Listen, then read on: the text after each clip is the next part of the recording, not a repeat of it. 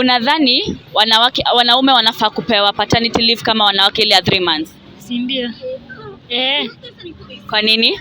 Si kwa sababu wanafaa pia kurelax. Alafu pia unadhani kama wanaume wanafaa kuingia na sisi kwa labor room tukienda kujifungua? Lazima ashuhudie kenye kama mtroni wake juu in labor room ujongi what is going on. Yenyewe. Asante sana mami. Jina lako tafadhali? Naitwa Ruth. Ruth. Asante Ruth kwa siku njema. Haya. Okay, do you think men should be given the 3-month paternity leave just as the women are given once their women give birth?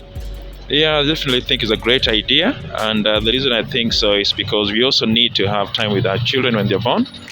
But I think men must then use that time to bond with the babies, not to then run around or do other things or do business.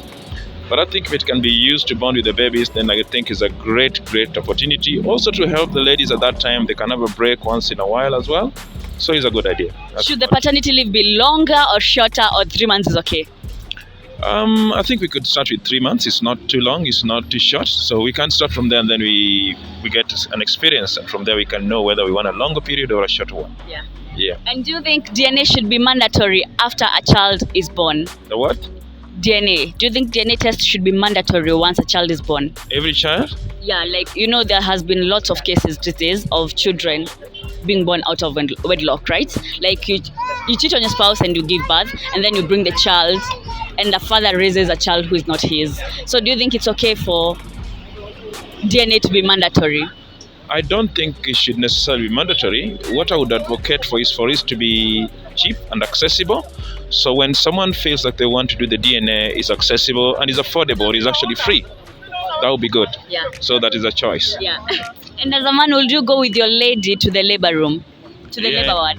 Yeah, I've done so for all my children. Yeah. Oh, that's beautiful. Secondly, give us your name and My name is Ellie. Ellie. Yes. Thank you so much, Ellie. Have a blessed day. Wonderful day. Thank you very much. Okay.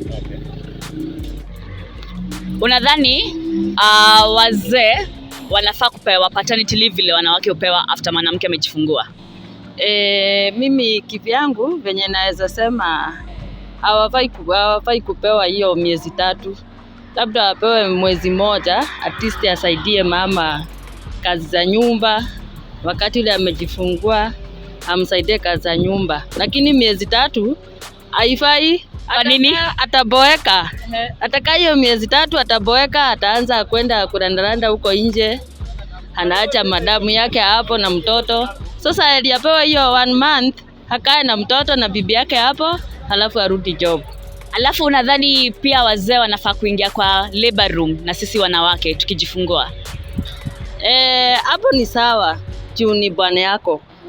Ukijifungua ukuwa hapo na bwana yako karibu, unasikia uko comfortable na uko sawa. Haya, jina lako tafadhali? Pauline Wajiko. Asante. Okay. Asante, siku njema. Do you think men should be given the 3 months paternity leave just as the women after their women give birth? No, I don't think if that's necessary, because 3 months is too much. I think it's important for the women to be given the 3 months, not men. Yeah. Because basically the women are the ones who take care of the kid.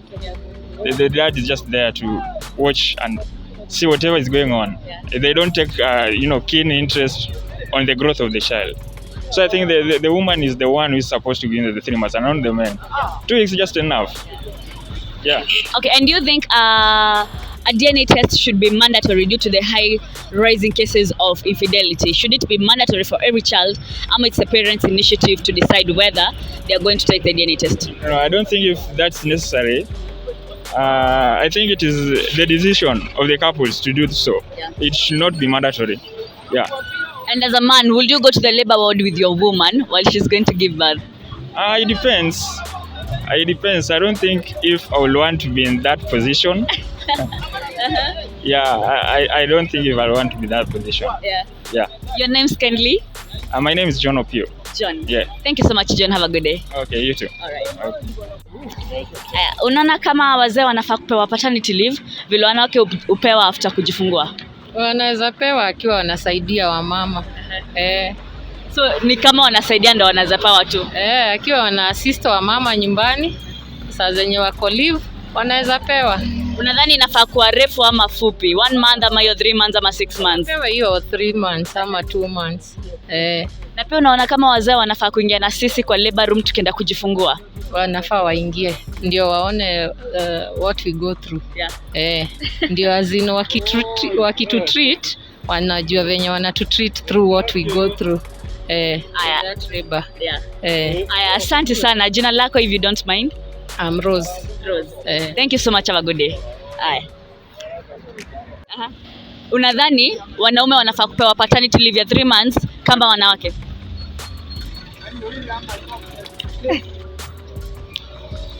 Unaona kama wanaume wanafaa kupewa paternity leave kama wanawake after wanawake wao wamejifungua? Okay.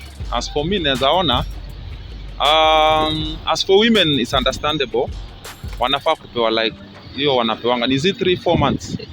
Yeah. So as for us I don't think so. There's no need. Why? The reason being we are the breadwinners for our family.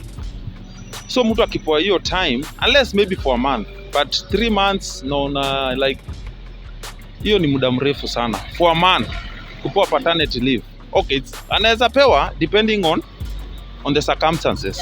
Yeah, but mi naona as for me I don't think it's worth it, but depending on the circumstances inaweza kuwa imechangia, anaweza pewa in case maybe there is a sickness. Unaona kama maybe a family is sick, maybe yeye ndio like the wife maybe akona complications fulani nini, they are not able to hire someone mwenye anaweza kuangalia the children, the wife and everything, so anaweza pewa. So ina depend on circumstance, but on the contrary to that naona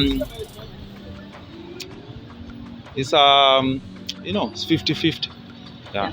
And do you think DNA inafaa kuwa lazima because kumekuwa na cases mingi za wazee kule watoto ambao si wao, so unaona kama DNA inafaa kufanywa lazima after mtoto amezaliwa? DNA test ya kupima kama mtoto ni wako ukweli. Kama kumekuwa na issue za infidelity ni muhimu sana. So inafaa kuwa lazima ama mtoto ajiamulie? Ni kwa lazima after mtoto yoyote akizaliwa afanyiwe ama mtu ajiamulie kama mzazi? Naona ni a bit hard because ukifanya kwa kila mtoto ni costly. Unaona? Yeah. It's very costly. Najua ingekuwa ni kitu cheap ungefanya, but it's so costly. So naona si lazima. Na kama mwanaume unaweza ingia na bibi yako kwa labor ward akienda kujifungua, do you think men should go to the labor ward with their women? Mimi hiyo naonanga ikiwa noma. Hiyo ni nguvu? Hiyo ni noma. Hiyo siwezi. Hiyo huwezi? Siwezangi. I don't have the guts. Myself. So nikaa naweza. Okay, your name kindly? My name is Peter. Peter? Thank you so much, Peter. Have a good day. Okay. Hello, do you mind do you think men should be given the 3 months paternity leave as the women after their women give birth? Yeah, I think it's good for them to be having that leave so that they can be bonding with the mother as she heals and the kid, the new baby. I think it's very okay with that. Yeah. And do you think DNA test should be mandatory after every child has been given, like after every child has been delivered? Pardon? Do you think DNA test should be mandatory, like lazima kukuwe na DNA test ya kila mtoto because of the many cases that have come of infidelity? Yeah, I think it's right for you to know if you're taking care of your kid, because I think most people currently they do to lie that the kid, the owner of the father of the kid. Yeah.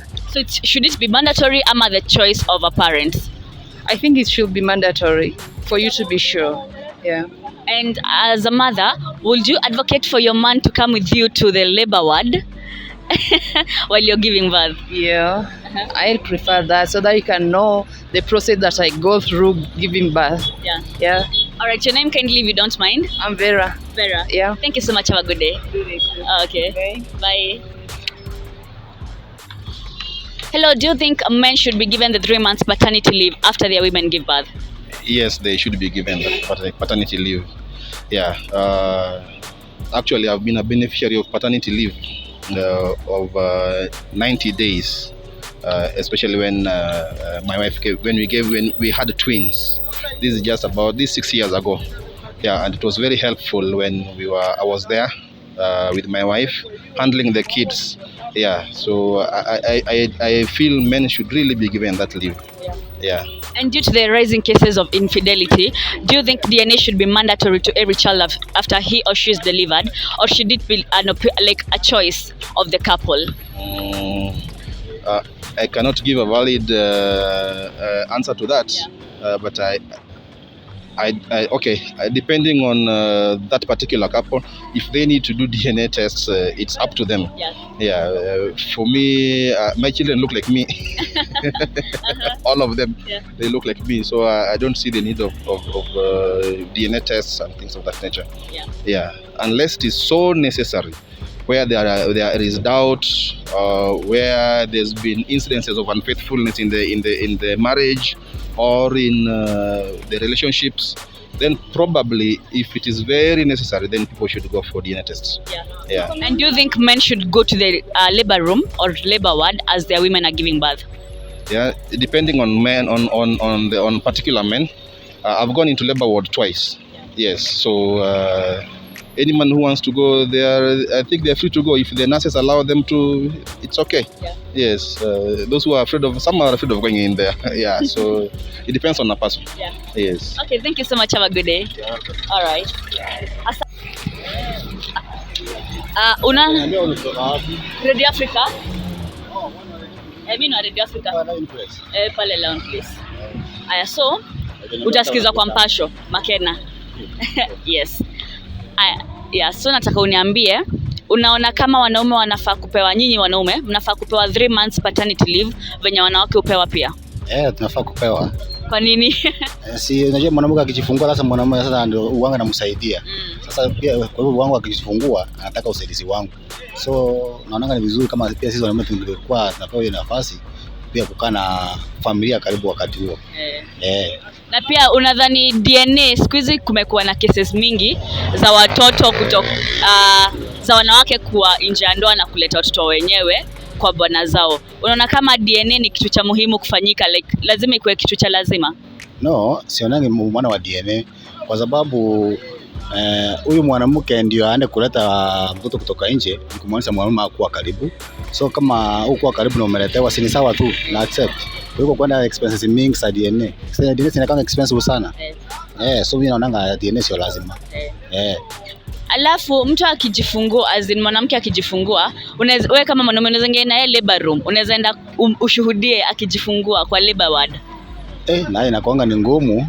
Kwa nini? Unajua kuna hata Biblia inasemanga mwanaume hafai kuona mwanamke akiwa naked, hata kama ni bibi yako. Si Biblia inakataanga pia. Lakini si ni bibi yako. Biblia inakataanga, wanasemanga you are not supposed to see her nakedness. Lakini sasa saa nyingine inakuanga ni ngumu, na nayo unapata ni mwanaume pata anamfanyia hiyo ni process unaona. Lakini sasa pia wao wamesomea hiyo kazi. Mimi sioni kama itakuwa rahisi kwangu. Naona ni ngumu sana. Haya, jina lako tafadhali? Wilfred Oseko. Sorry? Wilfred Oseko. Wilfred Oseko. Asante sana kwa na siku njema. Asante sana madam. Haya.